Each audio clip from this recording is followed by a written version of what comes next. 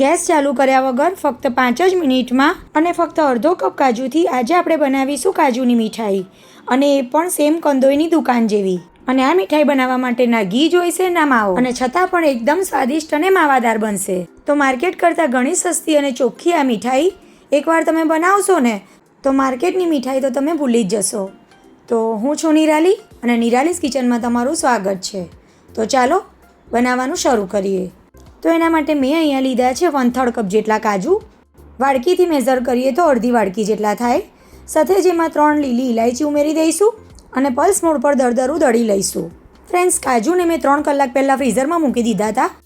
ફ્રીઝરમાં મૂકી રાખવાથી કાજુ એકદમ સરસ કડક થઈ જાય છે, જેથી એને પીસવામાં આસાની રહે છે. જો તમે ડાયરેક્ટ ગ્રાઇન્ડ કરશો ને તો કાજુમાંથી તેલ રિલીઝ થશે અને પાવડરની જગ્યાએ પેસ્ટ બની જશે. હવે એ જ મિક્સર જારમાં આપણે 1 કપ જેટલું ડેસિકેટેડ કોકોનટ લેવાનું છે અને એ પણ ફ્રીઝરમાં મૂકેલું જ લઈશું. તમે 3-1 કલાક પહેલાં બંને વસ્તુને ફ્રીઝરમાં મૂકી દેશો ને તો શેકવાની જરૂર નહીં પડે. શેક્યા વગર પણ આ બંને વસ્તુનો એકદમ સરસ આ રીતે ફાઇન પાવડર તૈયાર થઈ જશે. હવે ગળપણ માટે આપણે એમાં અડધો કપ ખાંડ ઉમેરવાની છે. તો મિક્સર જારમાં આપણે એનો પણ ફાઇન પાવડર તૈયાર કરી લઈશું. દરદરું રહી જશે તો તમારી મીઠાઈ સારી નહીં બને. કાજુ અને ડેસિકેટેડ કોકોનટના મિક્સ સાથે ખાંડને પણ ઉમેરી દઈશું. સાથે જ મીઠાઈને માવાદાર બનાવવા માટે આપણે એમાં 3/4 કપ એટલે કે પોણો કપ જેટલો મિલ્ક પાવડર ઉમેરીએ. હવે એમાં થોડું દૂધ ઉમેરતા જઈશું અને એનો લોટ બાંધી લઈશું. ફ્રેન્ડ્સ, મેં અહીં 1/4 કપ જેટલું દૂધ લીધું છે, પણ એકસાથે બધું દૂધ ના ઉમેરતા થોડું દૂધ ઉમેરતા જઈશું. જો તમે એકસાથે દૂધ ઉમેરી દેશો ને તો જે આપણે મિલ્ક પાવડર અને ખાંડ ઉમેરી છે એ જલ્દીથી એનું મોઇસ્ચર છોડી દેશે અને બની શકે કે લોટ ઢીલો પણ થઈ જાય. તો એ વાતનું તમારે ખાસ ધ્યાન રાખવાનું છે.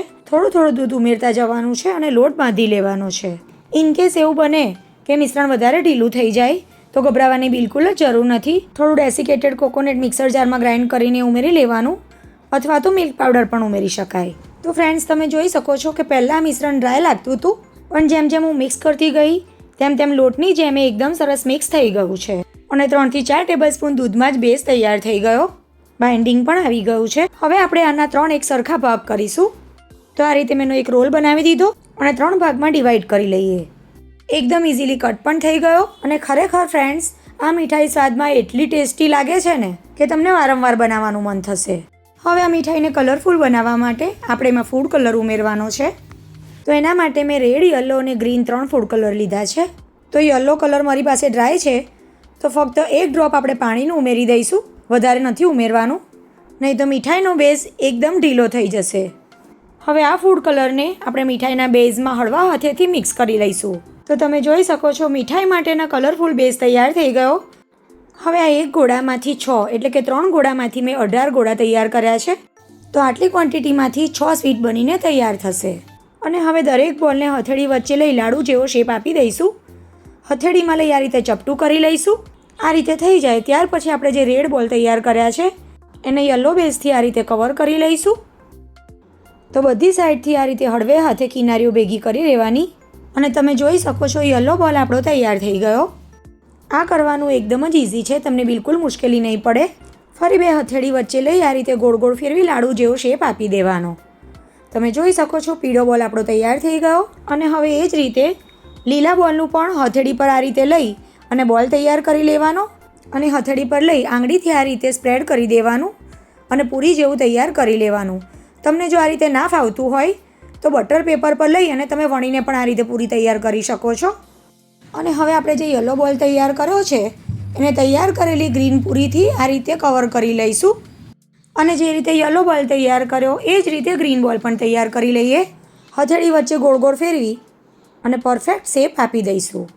ફ્રેન્ડ્સ, આ મીઠાઈ તમે કોઈ પણ વ્રત કે ઉપવાસમાં પણ ખાઈ શકો છો અથવા દિવાળી કે રક્ષાબંધન માટે પણ બનાવી શકાય. હવે આ તૈયાર કરેલા બોલ્સને આપણે એક બટર પેપર પર મૂકી દઈશું, કારણ કે જેમ જેમ આ મીઠાઈ ઠંડી થવા લાગે છે તેમ પ્લેટમાં ચીપકવા લાગે છે. તો પ્લેટમાં ચોંટે નહીં અને આસાનીથી નીકળી જાય એના માટે તમારે આ રીતે બટર પેપર પર મૂકી દેવાના. હવે આપણે એને 1 કલાક માટે પંખા નીચે મૂકી દઈએ. તમે ફ્રીઝમાં પણ મૂકી શકો છો, પણ પંખા નીચે રાખશો તો મીઠાઈ તમારી બિલકુલ હાથમાં ચોંટે નહીં.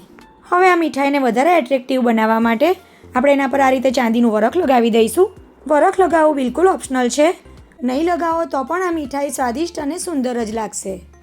તો મીઠાઈને ચાંદીના વરખથી આ રીતે બધી બાજુથી કોટ કરી લઈશું. ફ્રેન્ડ્સ, હવે તમને લાગે છે કે આ મીઠાઈ આપણે ઘરે બનાવી છે? લાગે છે ને એકદમ સરસ માર્કેટમાં મળે એવી જ કંદોઈની દુકાન જેવી. તો બધી જ મીઠાઈને આપણે આ રીતે ચાંદીના વરખથી ગાર્નિશ કરી લઈશું, જેથી તે લુકમાં પણ એકદમ સરસ લાગે.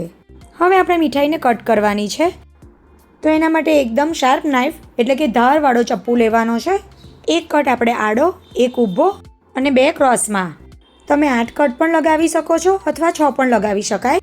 આ રીતે કટિંગ એની એકદમ પરફેક્ટ થશે ને તો દેખાવમાં એકદમ સરસ લાગશે. તો નીચેની સાઈડ થોડું પ્રેસ કરવાનું અને આ રીતે ખોલવાનું. જોતાં જ ખાવાનું મન થઈ જાય છે ને. જો તમે આ રીતે તહેવારોમાં મીઠાઈ ઘરે બનાવશો ને તો ખાઈને કોઈ એવું નહીં કે આ મીઠાઈ તમે ઘરે બનાવેલી છે.